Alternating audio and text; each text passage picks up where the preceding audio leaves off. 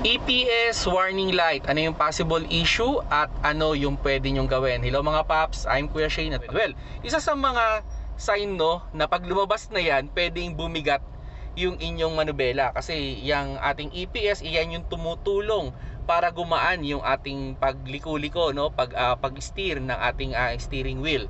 Okay, so ano yung dalawang possible issue dyan? Well, number one dyan, posibleng may problema na kayo dun sa EPS motor. Pwedeng nag-overheat yan or sira na.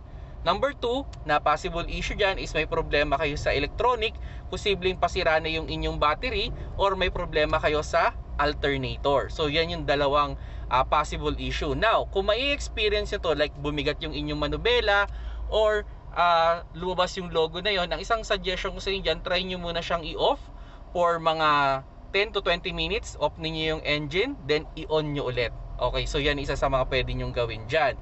Okay, kasi ito yan just a scenario lang, way back then, na-experience na rin yan before ng aming kaibigan.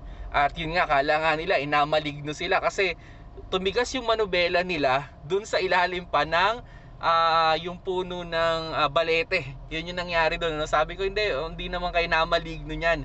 Posibleng kasi nga nagpa-practice sila mag-drive, so possible nun nag-overheat yung kanyang EPS, kaya tumigas yung manubela niya. Yun, sinabi ko, recommendation ko, off mo lang for 5 to 10 minutes o mga 10 to 20 minutes, then i-on mo ulit. Then yun, nag-okay naman na niya. So yun mga paps, kung sakaling mai-experience yung pagtigas ng inyong manubela o pagkakaroon ng warning sign na EPS dyan sa inyong dashboard, yun, pwede nyo muna siyang i-off for 10 to 20 minutes and observe na lang. Kung sakaling bumalik ulit, ay highly recommend dalhin nyo na sa mga trusted repair shop ninyo para maayos yung inyong EPS.